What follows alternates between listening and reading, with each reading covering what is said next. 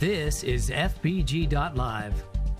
From touchdowns and concerts to weddings and Christmas parades. Live video production right here in Fredericksburg, Texas. Live, local, here for you.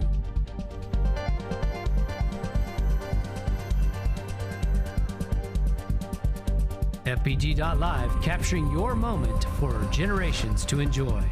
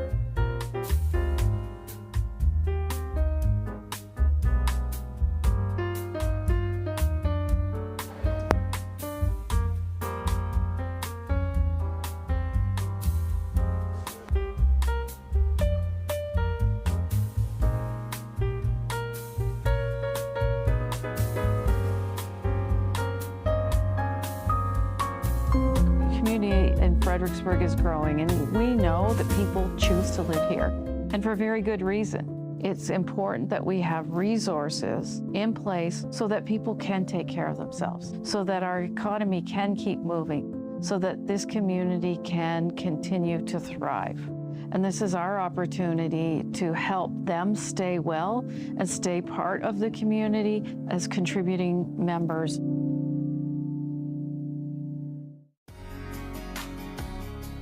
Please join us in keeping Fredericksburg and Gillespie County special. Be Texas friendly. Share the road. Put litter in its place. Respect private property. And protect our dark skies. Thank you for caring about our community. community in Fredericksburg is growing, and we know that people choose to live here, and for very good reason. It's important that we have resources in place so that people can take care of themselves, so that our economy can keep moving, so that this community can continue to thrive. And this is our opportunity to help them stay well and stay part of the community as contributing members.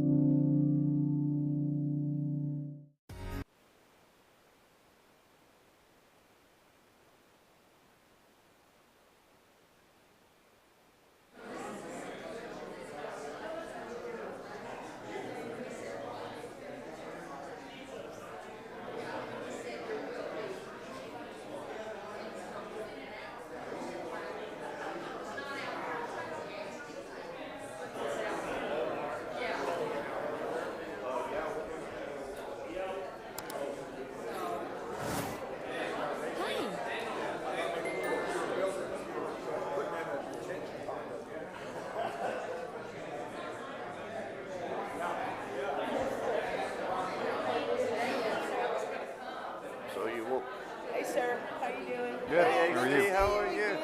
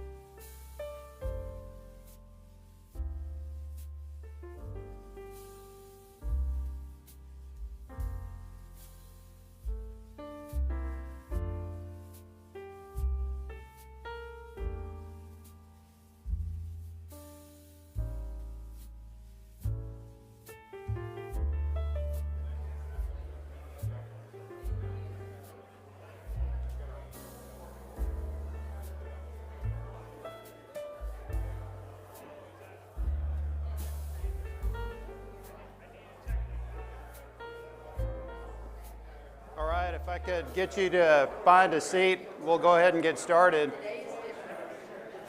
Thank you for being here today. If you could find a seat, please.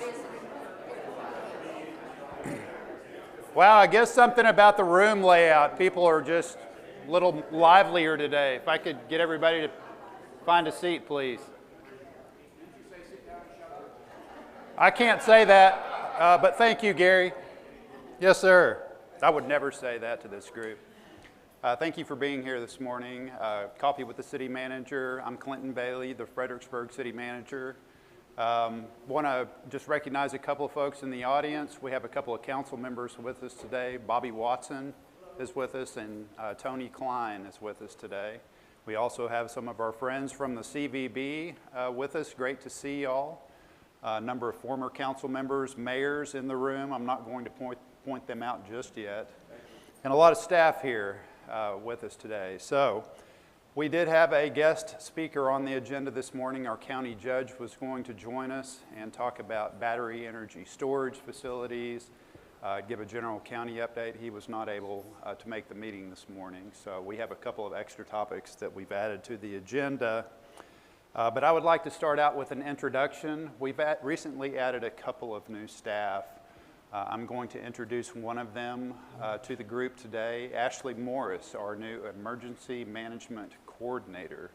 And Lynn, Frank, if y'all would please make the introduction, and Ashley, if you would say Okay, good morning, everyone. Everybody doing okay this morning? Yeah, Great. We're awake now, Lynn. So what I wanted to do this morning is introduce our new EMC, Emergency Management Coordinator, to you all, Ashley Morris. She comes to us, highly educated in the EMC field, and we can look forward to some really good coordination with the community, with our team, and in emergency response throughout our county. So as we move forward this morning, I will hand the mic over to her and let her kind of give an overview of herself and what she brings to the table for this community. But we're overjoyed. Where's Frank at? Frank has been doing this for a long time as an interim. We thank Frank for all of his hard work and dedication to this community over the last 6 to 8 months that we've been in trying to get a new EMC here in our county. So again, she will be a great member of our team. We are all one big team in our organization that works very close together to go after the challenges that we face. As we know, when we look at this past year, we've had some really big emergencies, including the flooding in Kerrville, where we assisted Kerr County, and then also the fires that we've had in our own county, and she will be a big part of that moving forward. So again, Ashley, welcome to our team. We appreciate you accepting the position and look forward to working with you. So I'll turn it over to you. Great. All right, good morning, everybody. I am super happy to be here. I just started on Monday, so this is my first week. I'm really passionate about community engagement, outreach, and serving our residents, so I'm hoping to continue to do events like this. I hope to see y'all at special events, other outreach opportunities. My background, like you mentioned, I've been doing local level emergency management for over 8 years. That's everything from disaster preparedness, readiness for severe weather, terrorism, pandemics, things like that, all the way to disaster response, disaster recovery, so rebuilding, and then also disaster mitigation or preventing. Extremely passionate about this, and I actually went to school at Texas Tech University to study meteorology, so forecasting weather.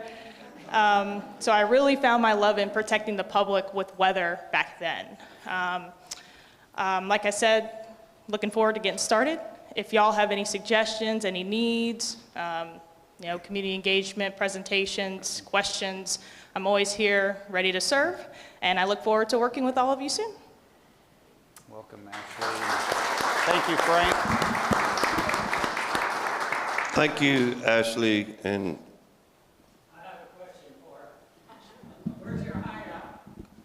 My what? Where's your hideout? Your office. Oh, my office. Oh, right now my desk is out at South Station right now, off of Friendship, South Station. Yep, so 221 Friendship.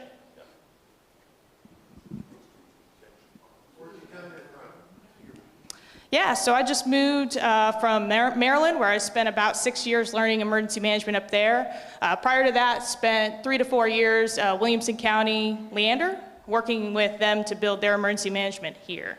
So got my roots started in disaster management in Texas, went out, learned a little bit in the Mid-Atlantic region, met a lot of partners, did a lot of training, and back in the great state of Texas, where I really missed home. All right, thank you for being here. Welcome. Yeah. You know, I was, when we have a weather event coming into Fredericksburg, like we have one coming a little bit later this week, hopefully, we'll get a little bit of rain. We always get this forecast, and it's usually, an email that's long enough to read on, your phone and about 10 seconds or so. And Ashley has sent 2 out this week. And they're really long and really thorough and really detailed. Frank, I think they might be a little bit better than yours were.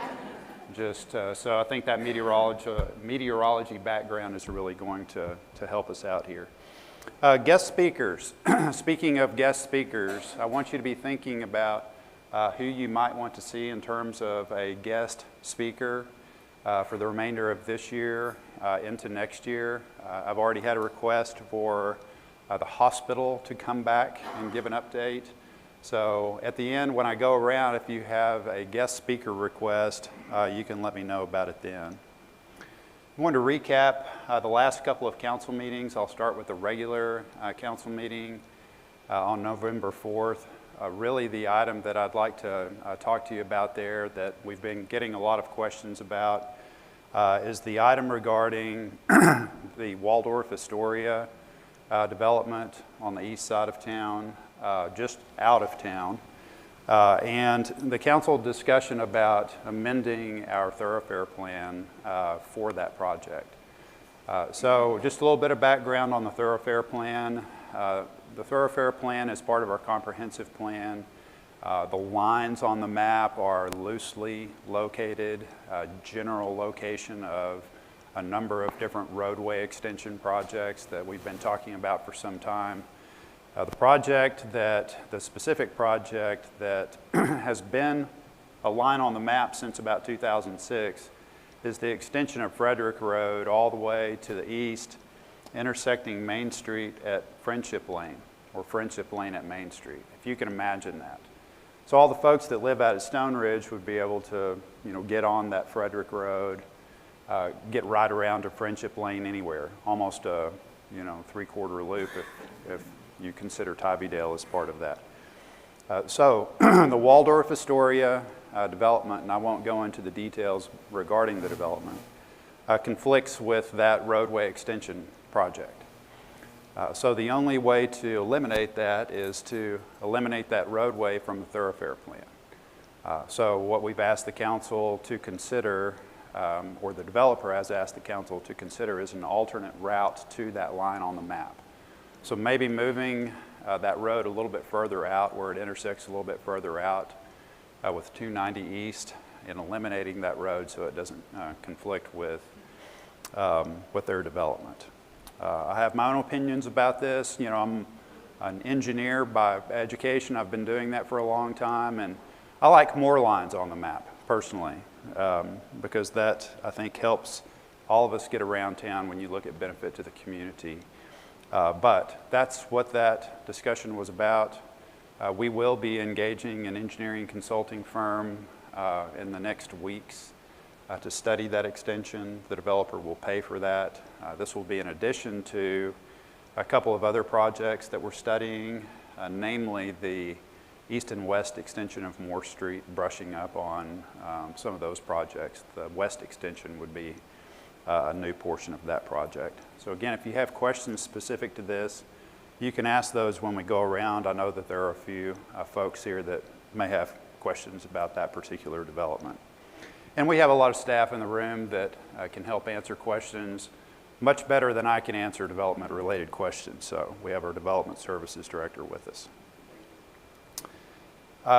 Yesterday we had a special council meeting in this room.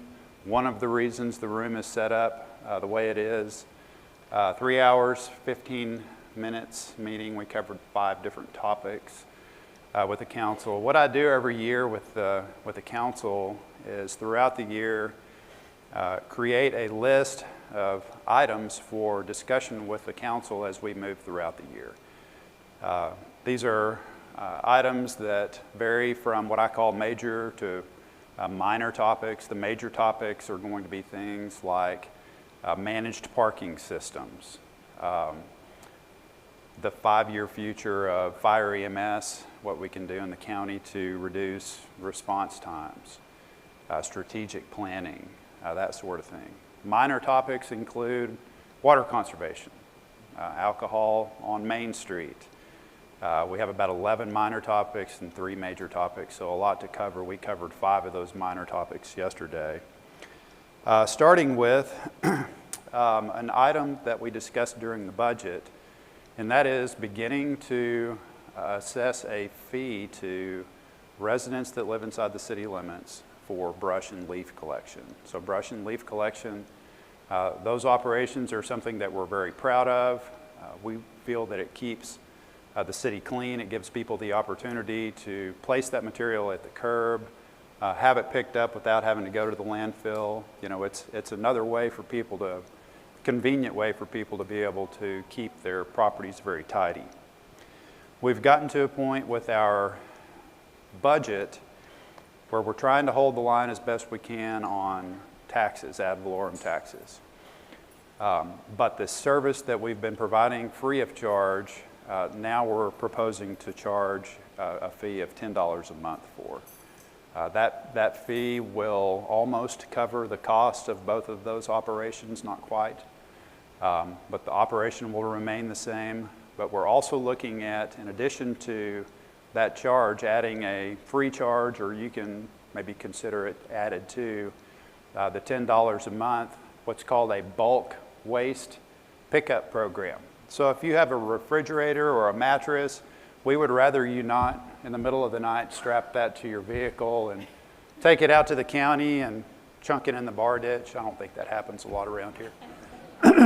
But it would be a way for you to get rid of items like that. So once a year, we're looking at about a 3-week period. Chris, correct me if I'm wrong on any of this. 3-week period that we would get around town and pick up some of these bulk items that the community might be interested in getting rid of. Again, if you don't have a way to get out to the landfill, this would be a good way for you to get rid of some of those items, keep the town clean, and so forth. So that charge for brush and leave, and it's still something that the council will vote on at a later date, sometime in December, to assess that fee. And then we're looking at adding that bulk waste pickup program to that. So that was one of the items, or 3 of the items. We talked about a number of different ordinance amendments. I'm not going to get into the details. Again, those range from the sound ordinance to vehicles for hire. I know that might affect some folks in the room, potentially.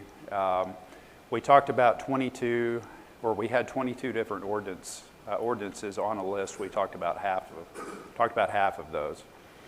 So the council, through part of our Unified Development Code development process coming up, will be addressing a lot of these ordinances, but it was more of a reminder to council. These are the ordinances that need updating. These are some of the ordinances we've been talking about amending. We also got an update from the appraisal district. And you know, one of the standouts, well, really the reason we asked the chief appraiser, Scott Fair, to present to the council is we've been hearing about these enormous increases in appraised values of properties on Main Street for months now. And I know that affects some folks in the room. I've talked to a few of you about that. And he explained that. First of all, there was a question about the third-party appraiser that was hired to conduct these appraisals. Scott Fair indicated that they have not been fully staffed, but one time, was it last year, between January and March they were fully staffed, and that's, or this year between January and March is the only time they've been fully staffed. And this was a pretty big undertaking, so they hired a firm to do that. And what they found, based on about 5 sales of property on Main Street, development of property like the Albert Hotel on Main Street, is that their appraisals were 40 to 60% of what these properties were actually selling for. So he talked through that. By the way, this entire meeting and that conversation you can find on our website. If you're interested in listening through that, he had a lot of interesting tidbits that helped explain some of those increases in property valuations. Some of them more than doubled, just to give you an idea. So that was the special meeting yesterday, a lot of follow-up items from that. We plan on having another special meeting December 9th. That will be the official kickoff of our strategic planning process. We'll talk about some of these other minor topics then as well. We have 2 meetings coming up, regular meetings coming up in December, one on the 2nd, one on the 16th. The one on the 16th, we're likely going to have the Holmig Lane Sonoma 2 annexation agreement back on the agenda. Is anybody familiar with Sonoma 2? I know the 2 folks on the end, a few of you are familiar with Sonoma Oaks 2 off of Holmig Lane. There's been a lot of development in that area, and the drainage leaving these new subdivisions is being concentrated. It's not any more flow, but it's being concentrated, and it is flowing downstream in a slightly different manner, and it does have some impacts on properties downstream. So we're trying to pick that apart, visiting with property owners in the area, and then also the developer to try to get good information back to the council so that they can make an informed decision moving forward. But I would say that's probably one of the main items on that agenda. Let me keep going here. Okay, special events. Oh, yes, sir. Well, this is actually an effort that Tony's right, that the city and the county will be working on in the years to come with respect to master planning for drainage as it relates to subdivision development and improvements in some of these areas that were needed regardless. So this particular area might also involve the underground water district. It is potentially a sensitive area due to the soil types, very erosive soils in some areas, stopping that erosion before that sediment gets to the Pedernales River. Again, more flow in terms of volume going through there. You might see a little bit more of that. So looking for opportunities to address these things before they become big issues, working with the county, the city and the county working together, probably pulling the water district in at some point to achieve that. Special events. If I could get Andrea to talk about all the special events coming up. When we talk to people that have never been to Fredericksburg before, or our new employees that are just moving here this time of the year, it's a magical time of the year. Yes, no doubt. It's one of the things that always stood out to my wife and I when we would visit Fredericksburg. It's just a magical time, in my opinion. All the lights, just the feel you get, market plots, all the special events and so forth. So Andrea, tell us a little bit about what's coming up. Good morning, Andrea Schmidt, Parks Department. I'm going to go over some things we have going on over the next couple of months. If you want more information or details on any of these events, they're all on our city website. If you go to the home page, scroll to the bottom, there's a calendar. If you click on events, more events, it'll give you details on each and every one of these items I'm going to discuss today. So I want to start off with this weekend. We've got a lot of our Christmas activities going on at Market Square. We're going to have the Ice Pond open up this weekend on the 22nd. We also are going to have an open house during that same time that morning from 10 to 2 for the John William Klein Room. That is so just we're trying to get more people to recognize what we have and that this facility is available for reservations. If you book a Christmas party in there in the month of December, you will get $50 off for a half-day rental or $100 off for a full-day rental. And that's just available this December only. So if you're interested in that, just give us a call. After that, on Tuesday, next Tuesday the 25th, our nightly Christmas lights will start coming on. The Christmas program will start at 5:30. It's a recording that plays, and then at 6:07 the lights will come on after a short countdown. So if you want to go out there, that'll go on all the way through Epiphany, which is January 6th. The parade is on the 5th. That'll be that evening, that Friday evening. We also have a gingerbread contest. This is our second year to do it on the 9th. That's going to be held in the John Klein Room. It is actually already sold out. We're going to look at trying to expand the location maybe next year because this is 2 years in a row that it's sold out pretty quickly. So if you want to be put on a waiting list, though, we do have that available in case anybody drops out at the last minute. Then we also will have our New Year's Eve event on December 31st at Market Square. That takes place from 3 o'clock to 6:30. It includes a ton of children's activities. Local nonprofits and organizations come out and provide tables. Most of the activities are free. There will be food and drinks for sale, and it'll finish up that evening with a video of the year, just some of the activities that have gone on in the Parks Department, and then the ball drop at 6:30 that our electric department and fire department help with. And then we also will have a Kid Fish on January 10th. That takes place out here at the park at 9 o'clock until noon. And then finally, Daddy-Daughter Dance. It will be on February 6th this year, but tickets normally go on sale sometime in December. So if you're looking for stocking stuffers for your kids or grandkids, look for those tickets to go on sale. So if you have any questions about special events, I can help with that. Sure, the Glockenspiel project is the clock tower. There's fundraising going on for that right now. The plan is it's going to be about a 45-foot tower that'll go at Market Square. The Pedernales Creative Arts Alliance, the Market Square Redevelopment Commission, and the City of Fredericksburg are working together to raise the funds to build this tower. It's really going to be something spectacular once we get it built and installed out at the square. So if anybody's interested in that or more details or donating, we have all of that information on the website, or you can give me a call as well. Thank you, Andrea. Okay, thank you. Could we borrow that mic chair? Okay, Fredericksburg Citizen University.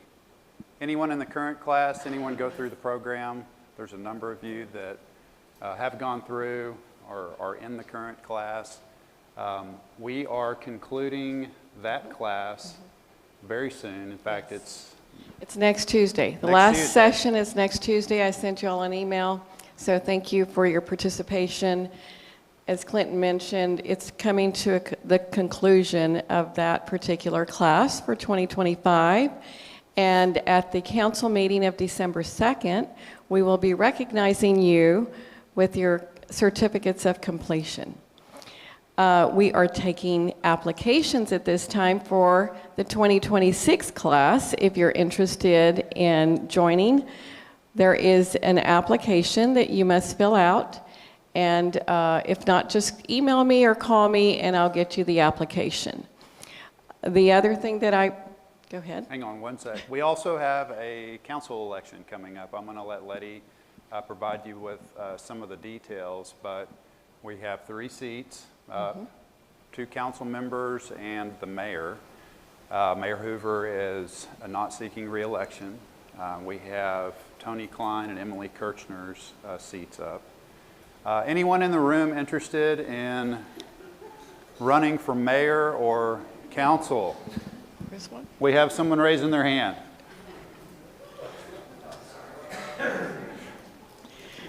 We didn't script this one. I had no idea. I'll just tell a super fast story. I will try to do that. My wife and I stepped back, and I say wife and I because it's a team sport, right? It's harder on the spouse. Anybody here that's served, it's harder on the spouse than it is the individual that's elected. Trust me. But we stepped back from the public arena. We did not run last time. We wanted to travel. I wanted to talk about Dublin, Ireland when I'm 90 and not code enforcement. So we stepped back willingly. And I think I probably could have run without opposition, but we did what we thought was the right thing and focused on faith, family, and then work. So that was kind of the spin of it. Our Mayor Hoover texted me when he decided to step down after he notified staff and council, and it just kind of planted a seed. So I started thinking about it. My wife and I prayed about it for 3 months, and we prayed for the right decision for the right reason. Because if it couldn't pass that litmus test, we should not run. And after 3 months, we had a moment. We had kind of a moment of clarity. I'll explain if you're interested later. Approach me. But we said, hey, this is the right time, this is the right reason, and this is what we should do. So I think, I'm entering the race. I have a great deal of respect for Emily. I think she is well prepared, well educated. I think she serves well. I think I offer a slightly different vision.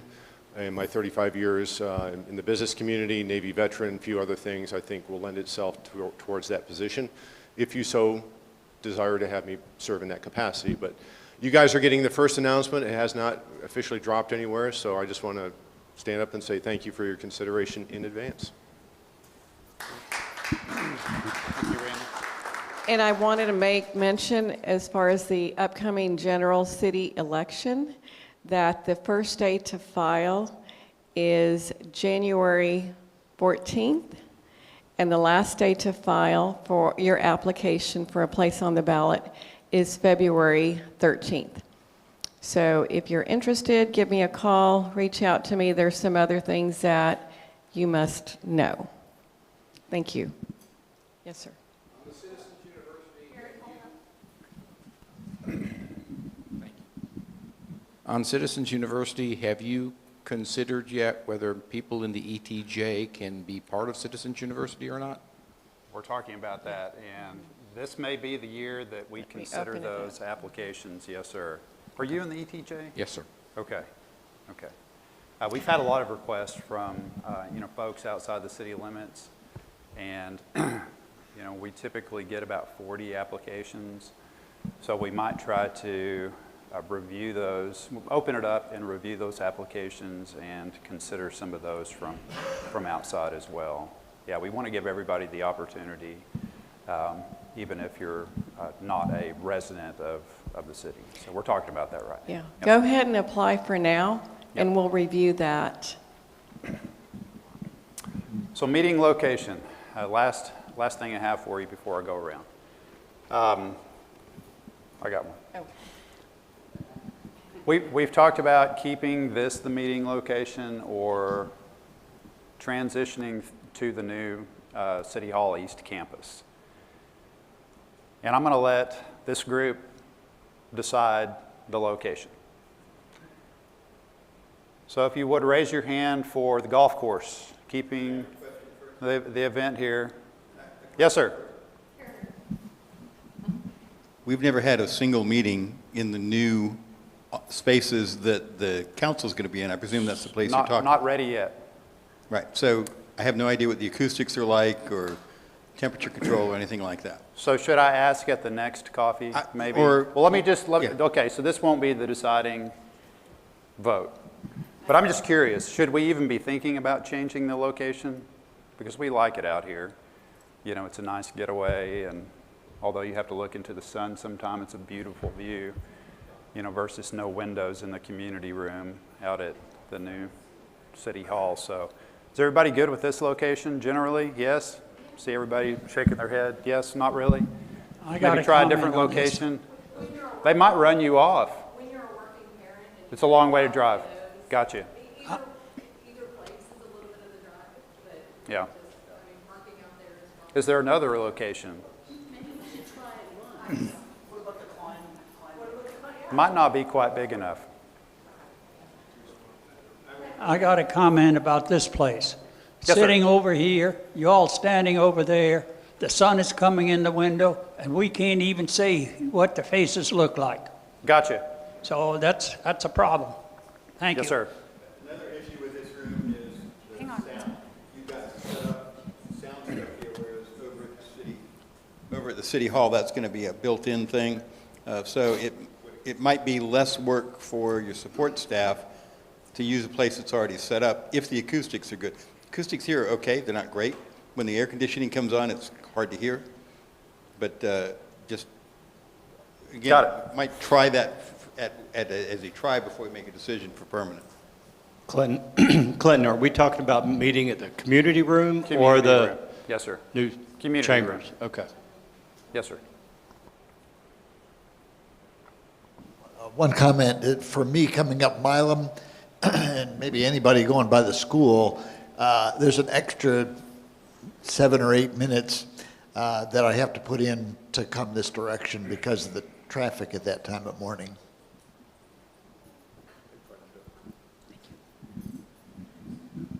Okay, thanks for your feedback on that. We might try a new location and then kind of see how it goes. If that works. Yeah. Well, that'd be nice, but okay. I am going to go around the room. If you have any questions for myself or staff, any comments to make, a guest speaker request, please make that. If you don't have a comment at all, that's fine too. Let's start with our friend Lindy Siegel. Thank you. Just a couple of announcements in addition to some great things that are about to happen. I heard a radio broadcast on KNAF that 1 in 6 families across the state of Texas will go hungry this Thanksgiving.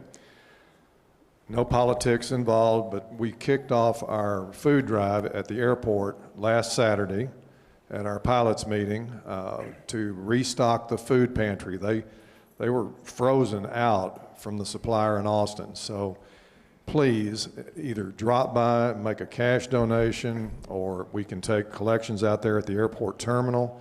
But we all need to get involved in this. I know the Needs Council's involved. Secondly, the Toys for Tots program has kicked off under the Rotary Club's guidance. All of the banks, I think, in town are taking collections, as well as the radio station itself. On the table over there by the coffee, condiments. Sean Dory told me that there were no brochures left at City Hall or at the offices last week for fire-wise prevention. We are not out of the woods, and that's a bad pun, I guess, in terms of the drought and our fire awareness. So please pick up a brochure if you have any questions about how you can protect your home. I'm sure Chief Bizzle is available to talk to you as well. That's about it. In addition to all those great events, we will culminate the food drive, the food pantry drive, on December 20th, when Santa Claus will once again fly into Gillespie County Airport. Yes, sir. Oh. How y'all doing? I'm Brad Bailey, and my wife and I just moved into the area May 1st, and we're just ecstatic being here. And I'm originally from Kansas City. This is for Bailey, but love the town, and really, really excited to be here. Thank you. Welcome. Yes, sir. My name is Amber Guth. I live here in Fredericksburg, been here a couple of years. This is the first time I've been, though. I work from home for a civic architecture firm, so just trying to get a little more involved in the community. If you have spots that I should visit or things I should do, let me know. Sure. Thank you for being here. Yes, sir. Eric Hammerson, thanks for the good presentation, today, good information. You mentioned the extension of Frederick Road, and that came up during the city council meeting, after which I drove down Friendship to where it intersects with 290 and looked directly across to where Frederick Road is supposed to come. There's a stone wall and a water treatment facility on the other side. And on the other side of that is a creek that we have to go across. So I concur with the idea of trying to move that connection a little farther south, where you don't have to spend millions of dollars crossing a floodplain and a creek and relocating our water treatment plant. Yes, sir. I agree with that. Hopefully, by the time the road is built, we'll have a new water or wastewater treatment plant. And we also would hope that the developer would pay for the majority of that project, so the taxpayers would not be paying for the extension of Frederick Road. Yes, ma'am. Are you new to town, or have you been here for a while? No, sir. Very funny. I am not new to town. I've been here about 35 years. How many in this group have been here over at least 20? Okay, good for you guys. You've seen a lot of change in 20 years, as I. I am not a fan of the development of the Waldorf Astoria. If they want to come, they must pay for everything. I don't want us to pay for one dime. They knew when they bought that property what it entailed. You cannot build what they want to build at the present time with a septic tank and a water well, okay? There's a lot of development here that I am not happy with after 35 years. I wanted our little town to stay and look like It's a Wonderful Life. How many of you look? I watch that movie every Christmas, myself and my grandchildren. We are not a wonderful life anymore, and we have changed tremendously. Some good, some bad, and some we need to improve on, okay? We also need to get our youth involved, because God willing, I'll be here in another 20 years, but maybe not. And I would like to leave it a lot better when I leave. I've got grandchildren still here, and I was really upset when Judge Jones did not show up. How many of you know about the lithium battery things that are trying to pop up all over our county from Willis? This is not funny. If you do your homework on it, my grandchildren's school is 3 minutes walk from the one in Harper. If something happens there, it's not when, it's if, okay? I've walked it. It'll be to my school where my grandchildren are. They will not even be able to get out of school and get anywhere. And maybe they won't die tomorrow, or the next day, but somewhere. Just do your homework on that. I could talk about this forever, okay? Let me just finish, then you can, that's okay. You can throw bananas at me, and I mean, I'm okay. I throw darts at you, you can throw darts back at me. Okay, the other thing I'm not happy with is when you're an elected official and you're a leader, be one. It's not for you. It's for who you represent, okay? I try to do my homework on most everything, and when I do not, I will tell you I didn't finish my homework or I couldn't find anything on it, okay? I think if we all work together, and we try to all work together, I have seen it. And I've also seen some things, and I've told 2 people, and I won't tell you who they are, you can guess if you like. I said there's 4 ways the last time I counted in and out of Fredericksburg. Do you know what they are? What the roads are? Okay? One was here for about 10 years, and TG, he's G-O-N-E. Okay? We have some others that need to be G-O-N-E because they do not listen. Okay.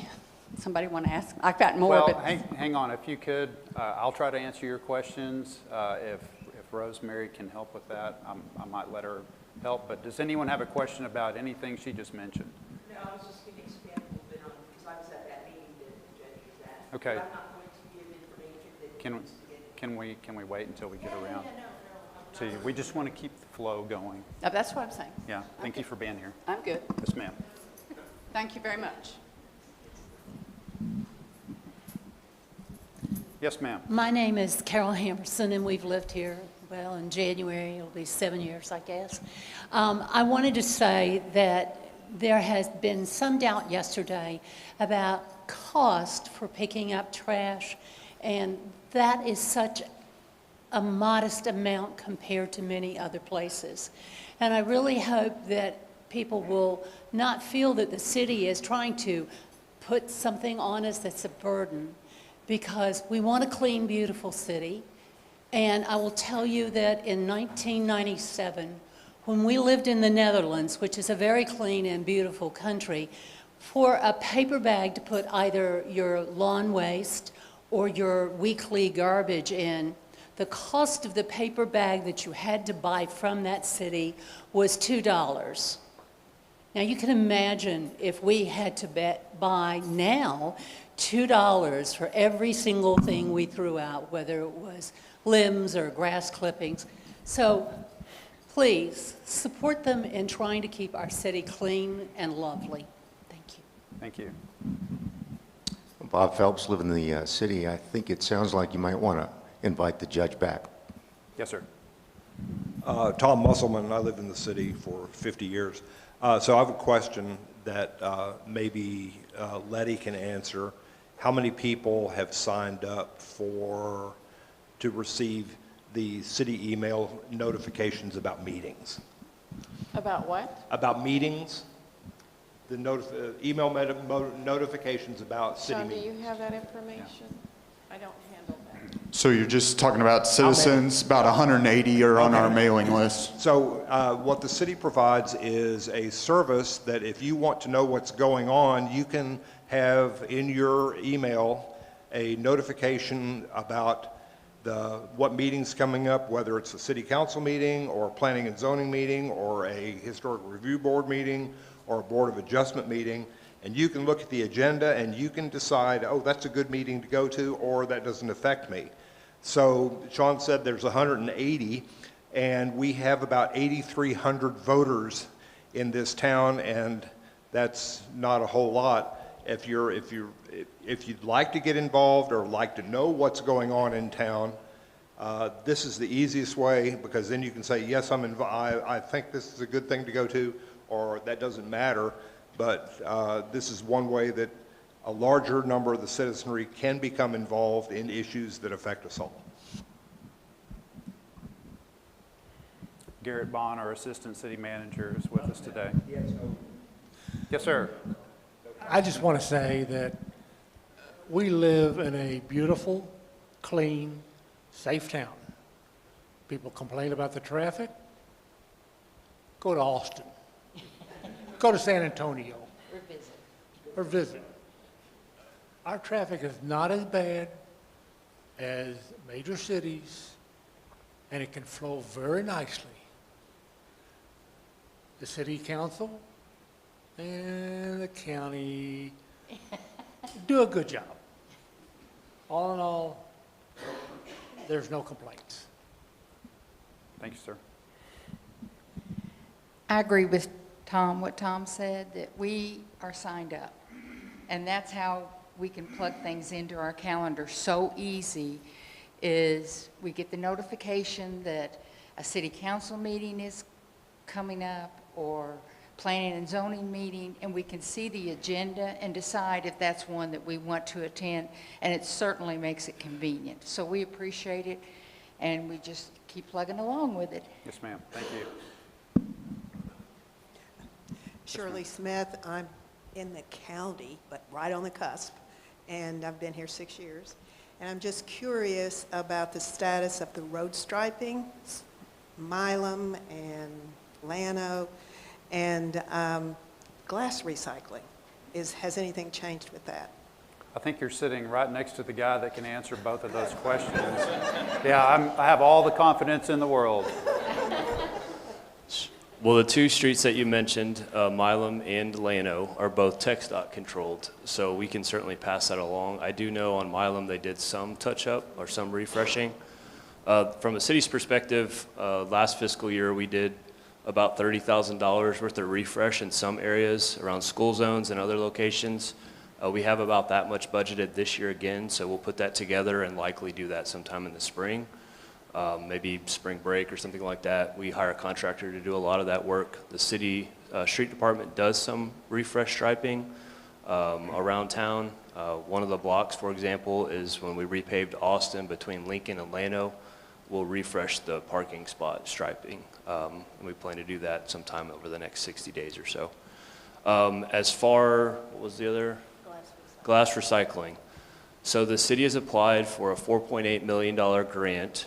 And we hope to hear back later this year, by the end of the year, whether the city has received that grant or not. It is focused on single stream recycling or curbside recycling as part of a transfer station construction project.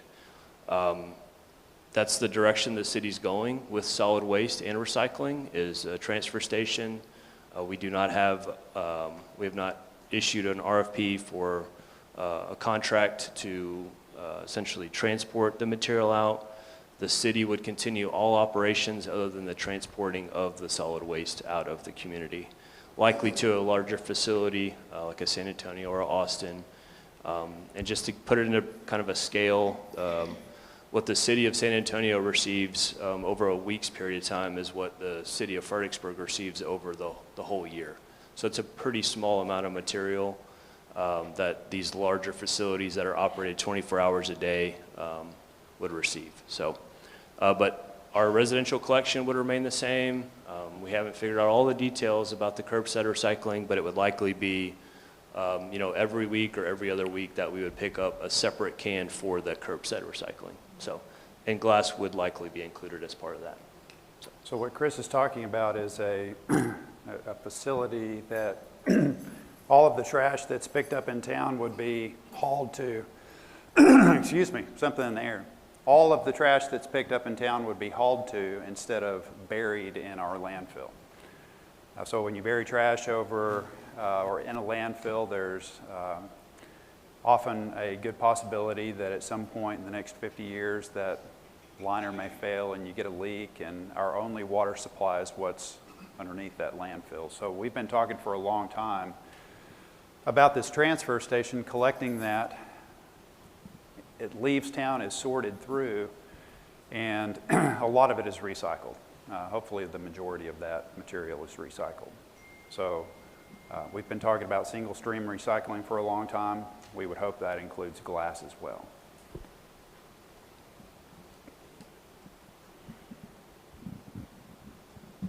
Hey y'all, I'm Ezra Proch and grew up in Fredericksburg for 29 years. I know Garrett and Lindy and a few of you guys here.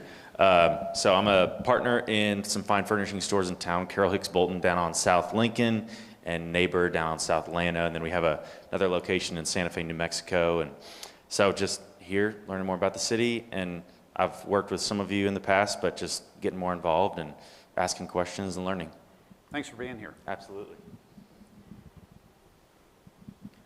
Hi, Clinton. I'm Jeff Williams. I live in the ETJ, and I have some questions about the Waldorf development as well, particularly about the sewage treatment plant. Can you explain the timeline and how those may or may not be related?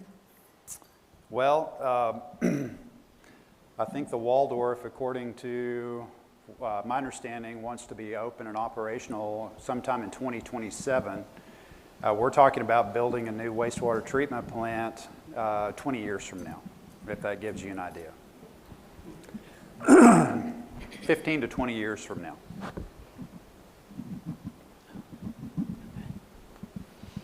Hi, I'm E.C. Cantu with the Ranch Radio Group out of Kerrville. I was at that meeting last night where Judge Jones was. It was still going on when I left. It started at 4 in the afternoon and I left about 6:45. So I do not know how long he was still there. But just wanted to let people know there's 1,000 of these that are coming to Texas. 1,000 of them, and this is through state legislature. So the reason that they created these 391 commissions in Gillespie just joined. It was started off with Kerr, and then Kendall joined, and then now Gillespie, is because you as citizens cannot speak to like PUCT or TCEQ other than maybe a public comment on something. So these 391 commissions had to be established in order for you to be able to have some state agency to be able to talk to you about your concerns. So. And I'm sure the judge will have more information than I can give right now. But just wanted to let you all know about that. He may have still been here this morning when he... Could we get back down to the end right here, and then we'll get Sharon? Oh, well, you passed it. Okay.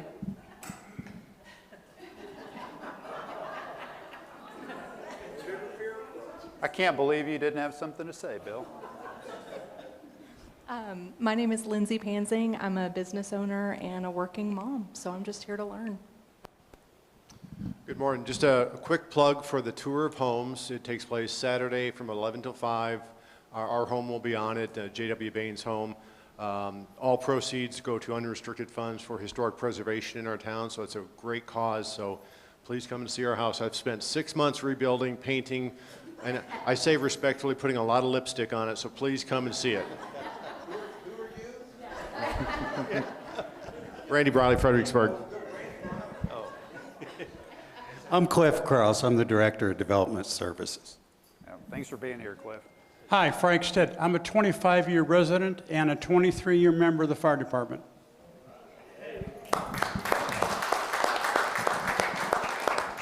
I'm George Studer, and I live over by Cross Mountain. I usually have something to say. Last night I was at a just outstanding open house at the Patriot Academy that maybe some of you have heard about, but there was like 300 people there, 400 people there. And it's, you know, they're proposing to actually have a town that their students run, and you may have seen that in the papers, but they're actually going to have 4 credit college credits there starting in January, and you'll be able to get a degree. A lot of things happening out there, but what they are planning to do for the 250th is have a complete replica of what is in Philadelphia at the hall. And that made me think about what are we doing for the 250th anniversary of the country. Are we doing any planning for that? I know we planned for our anniversary. So that's one question. Another one is Homing Lane. I do hear over and over again, it is a concern about the water flow. We have to worry about that. You have to worry about the traffic flow. But I will say over and over again that we have to worry about the kids, the pedestrians. How do the kids get from a larger development over to the middle school? I go there and I'll advocate for Watchdogs program where just you and I can go watch and see what happens when they pick up and drop off kids. volunteer for an hour a day, and you'll get to know a lot more. One suggestion about a presentation, I would suggest we hear from the board of Create Healthy and Create Healthy Foundation, Create Healthy Management, Create Healthy Foundation, and explain what happened after the sale of the hospital and how did that money change hands. And maybe most of you don't realize that the wellness center is now owned by the foundation and not the management, and how that relationship is supposed to be. The foundation supported the hospital, and now it's in a position of supporting the Create Healthy Management organization, and there's some limitations on that. And yet, you know, they're planning on building the $35 million facility. So just that whole, I'll call it debacle, but the plan should be explained by their board, I think. So. Okay, I'm not aware of anything that we're doing specifically for the 250th. We do continue to discuss how to make Friendship Lane safer for kids crossing. I think we have some opportunities there, and I got your guest speaker. So we have two, the hospital and Create Healthy now. So again, don't forget to let me know if you want, if you have a special guest speaker request, let me know. Thank you, George. Bobby. Hi, Bobby Watson, City Council. I just want to thank everybody for being here. It's always good to hear what you have to say and learn from your questions. So thank y'all. Thank you, Bobby. I'm Sandra Saltemeyer. I live in the city. Just a question for you, Clinton. Yes, ma'am. I think you mentioned a couple of months ago that the city or city council was taking a review of all city-owned property, so there were some holds on certain projects. Is there any update on that? That's on my topic list for discussion during a special meeting. I don't have an update for you yet, but that is an item we will be discussing at some point in the future, probably in the next month or so. Thank you. Yes, ma'am. Hi, Geraldine Granado. I grew up here, and my children are born and raised here, and they're both voters, just so you know, in case you want to know. And I'm not a resident here. I'm a resident of West Texas. I left Rosemary because it got too crowded here. I didn't like it. But anyways, I wanted to ask if you're saying there's going to be a third-party appraisal for the businesses on Main Street. Am I correct to also understand that's going to also raise taxes for them? Yes, ma'am. If the tax rate stays the same, then that's the case. Yep. So taxes do stay the same or don't? It's my understanding that there's a cap in terms of the maximum amount that they can go up each year, and it's 20% of that overall increase. So that's my understanding. I don't know if that stays the same in subsequent years, but yes, ma'am. So I've heard that, but I'm not. We heard that just yesterday, but I've heard stories contrary to that, so we can certainly verify that. But yes, what is that? Sure. Would you like to try to get the chief appraiser here, maybe for a discussion? Okay. Yes, sir. In his comments yesterday, he said that over the last 5 years, there's only been one sale of property on Main Street, so they really didn't have anything to 5 sales over the last year. 1 year, for the last 5 years, there's been one sale. Last year, there were 5 sales. There you go. Yep. So now they have something to base their increase on. Right. But during those previous 4 years or 5 years, they had minimal increase. So, and they're required by the state to use this formula to come up with the tax rate. But they should have gone up a lot higher, but they're limited to 20% per year.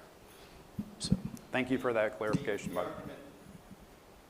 The argument that was made yesterday was that the sales in the last 5 years showed that the appraisal rate that they had used was between 40 and 60% of what the actual sales for those properties were, and they are required by Texas law to appraise properties at market value. So he said we'd have to have a huge increase, but we're not allowed to under Texas law. The legislature said we can't increase the appraised value by more than 20% per year. But the implication was this third-party appraisal is because they lost their commercial appraiser, and I believe they're hiring somebody to come in and help them with that. Right. But the impression I got from this was, yes, there likely is going to be an increase in the appraised value. Whether or not there's an increase in your taxes is up to the taxing authorities, which is not GCAD. Right.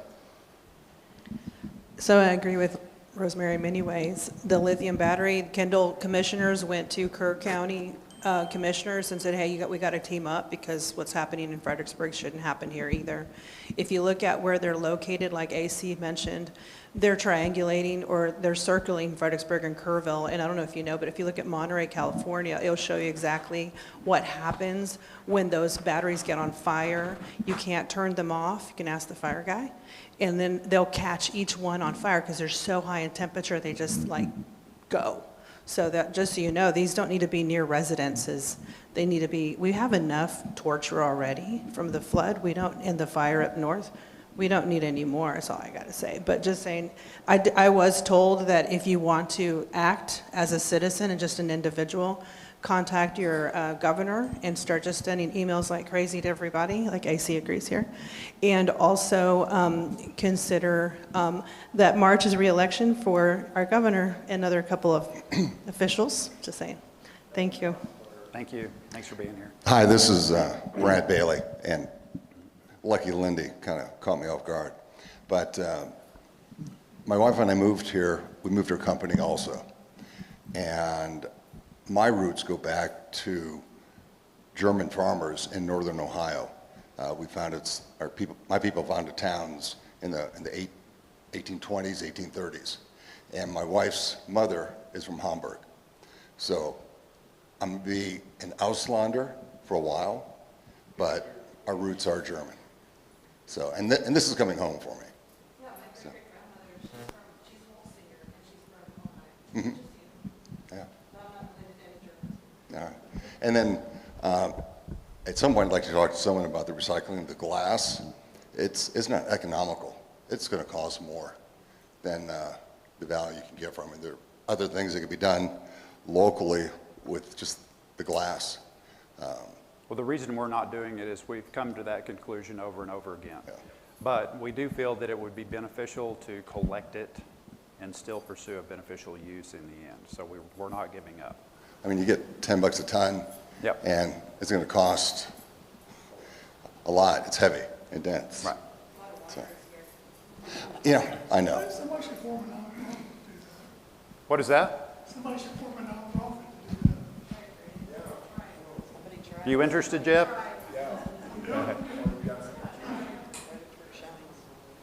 All right. Are you ready for me now? Yes, sir. I'm going to give you a history lesson, okay? Yes, sir. I'm not from Fredericksburg, but I'm local. I'm from Luckenbach. That's where I was born and raised, basically, so to speak. And what a change this place has been since then. And I went through high school here, then I went to the military for 20 years, and I came back.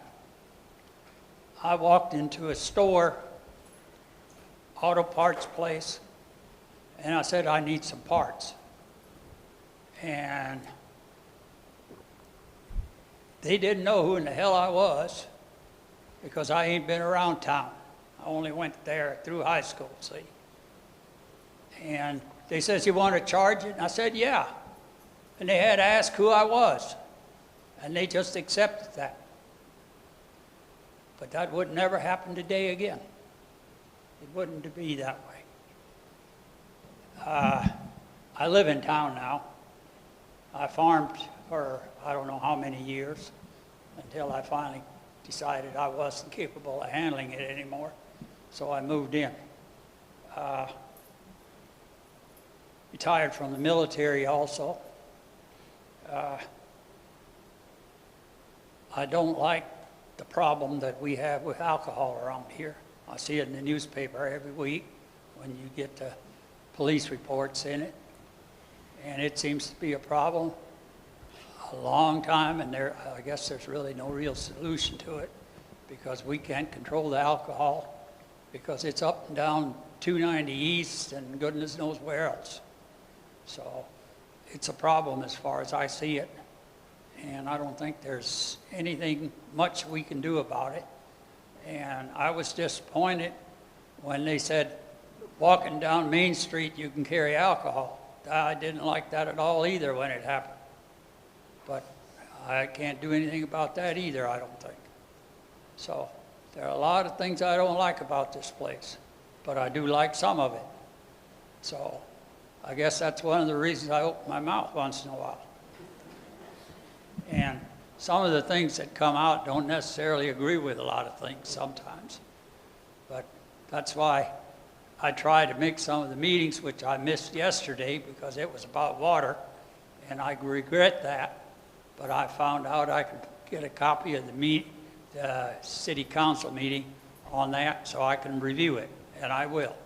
So that's one of my big things is water, because on the farm out there, we had a 35 acre-feet of water if the water was in the creek, we could use.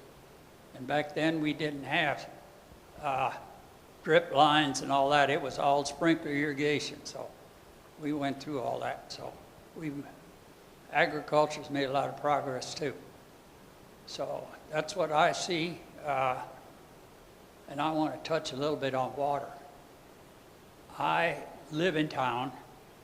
I've got a little bit of a lawn, but I don't water it because they scared me last year, or was it this year? I don't even remember now, that they said they might stop watering lawns altogether almost. That the water supply was low and they were going to stop that thing as far as watering lawns go. And I just said, well, that won't affect me at all because I don't. Because I come from the country, our lawn was a hoe to chop the weeds out of it when I was young. So we had windmill water and that was it, and we dang sure wouldn't waste it on that. We basically went to the creek with a barrel and hauled water for the garden. So that's how we survived back then. And I think we need to take a close look at what we do for irrigation in the city. And I'm not saying city irrigation. I'm talking about homes and what we use water for and the method we use in watering. Because sprinkler irrigation is not anything close to being right now, the way I see it. So that's just my opinion as far as that particular part goes. If anybody got any questions from me, I'll be happy to answer any that come up. Thank you. Thank you. And thank you for showing up, and thank you for your comments. I just appreciate this open forum and the information that you provide, Clint, every month for us. And I'm glad that people have the courage to speak out. I've been here 33 years. And her name is Karen. I'm Zach Boozer. I own Chassis by Zach, a stone's throw across the street, Tivydale. We are also a Toys for Tots drop-off location. So if you don't want to go to town, go to a bank, go to the radio station, come by and see me. We've been doing it for 15 years now, and I really believe in that program.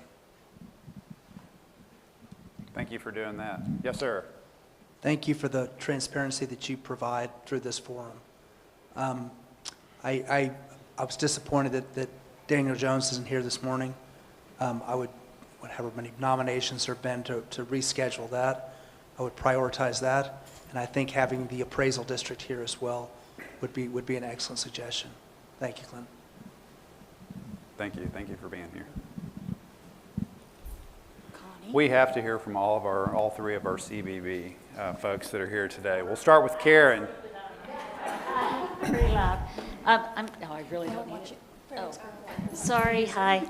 I'm Karen Mayo. I'm the Vice President of Sales, Services, and Strategic Alliances for the City of Fredericksburg. I echo your comment. I'm so grateful to be here, and Clinton, for you guys to have this forum, for us to be able to share our concerns. And Rosemary, I respect you greatly, but I think our town is so beautiful. It's a wonderful life to me, and I'm really happy to represent the city. Thanks. Thank you. Good morning. I am Jenny Stout. I am the VP of Finance and HR at the CVB.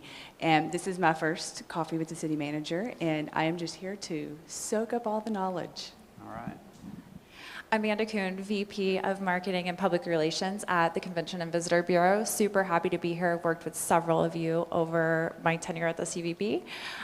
Really great to see some faces this morning. We just launched a new website. It's visit fredericksburgtx.com. Totally new look, some really great features of our fabulous locals, and just diving into a brand study right now focused on cultural preservation and heritage. So thank you for several of you stepping in and doing interviews there. And also major thanks to the Parks Department last night. That was awesome. I know they worked so hard with the lights, and Market Plots is a magical, magical place. I know several of us have said that. It really is a wonderful life, and I really encourage everybody to go out starting next Tuesday and enjoy that. Everyone's worked so hard on it, so thank you. Thank you. Thank you for following us around and soaking it all up. And it's great to have you all here, and you know, it's great the exchange of knowledge and information. So thank you. Yes, sir. I knew you had something to say, Bill. Thanks, Clint. There was a subject of glass recycling. The issue with glass recycling is what to do with the finished product. And one of them is to grind the glass. One of the solutions is to grind the glass back to sand. Glass is nothing but sand that's been heated to the point where it's to its melting point and formed into glass. If you grind it, you can grind it back to the sand. Also, they've done it into some smaller increments, but not as small as the sand. Anyhow, if you go out to High Meadow Winery in High and take a look at their flower beds all around the property, they are using that glass as mulch. So I have no idea where it ever came from. But it's out there, so there is something that can be done. There is also the Rotary Club in the wine country in Washington State has a glass recycling project where they do crush and grind the glass. They are selling it, and they are also selling it to the state highway department, where they're going to mix it with asphalt as part of the glass to sand project. So there are some options, there are some activities that are going on. Just thought I'd throw that out. The other question I had, and it just came up tonight, I started thinking about it. We have several people here, 3 or 4 people in the room who are manning the cameras, the audio. Just question, are these people city employees? Is the Fbg.Live a city project, or how are they monetizing this and making money at it? Obviously, it's worthwhile for them to do it, so. I see some hands. The CVB sponsors that every quarter.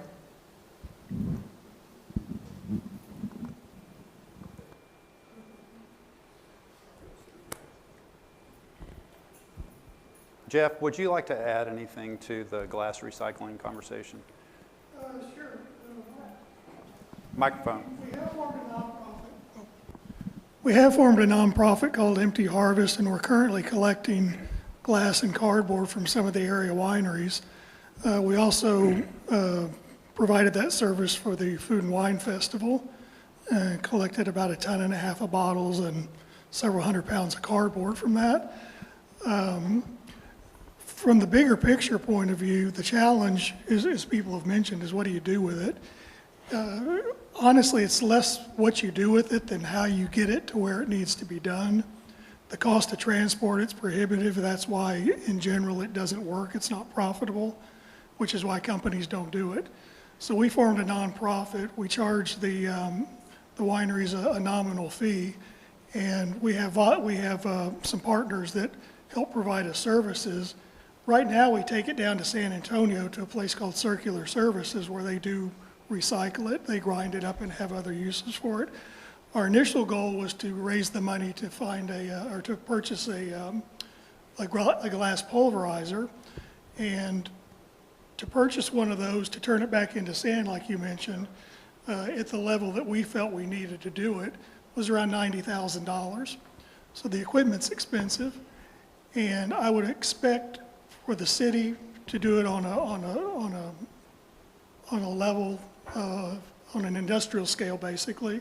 The equipment to do that would be several $100,000, I would think. Yeah. So it's definitely takes a commitment and a lot of money, but it can be beneficial over time. Again, the problem is how do you either cover your cost or make a little profit at it? And the only way we figured out we can do it is through fundraising and charging people a nominal pickup fee.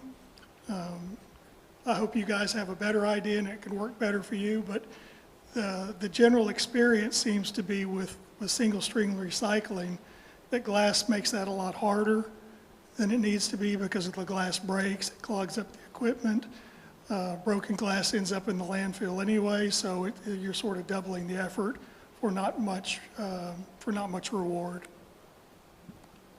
Well, thank you for adding that. Yes, sir. Do you have an idea of just how much glass the city's taking in right now that's going to the landfill? Any idea? I don't think we have any idea, really, Jeff. I don't know if you've looked into that. We've estimated that just from the wineries and the distilleries and the breweries, this doesn't include the city, there's about 200,000 or 300,000 bottles that go into the landfill just from those sources. So that's effectively 10 to 15 tons of glass every year that's being thrown away.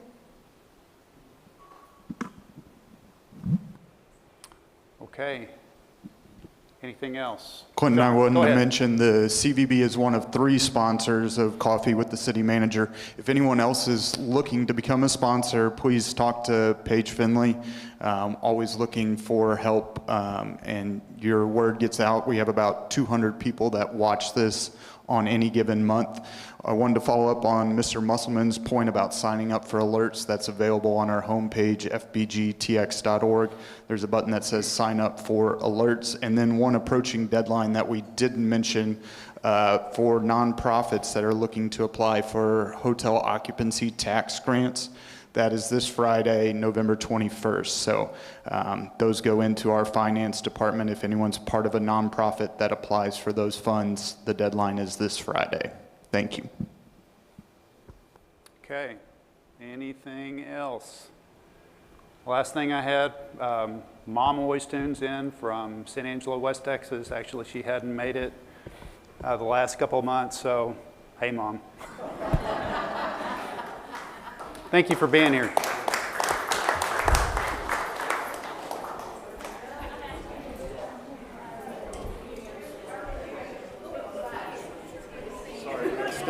Oh, no, that's good. Those are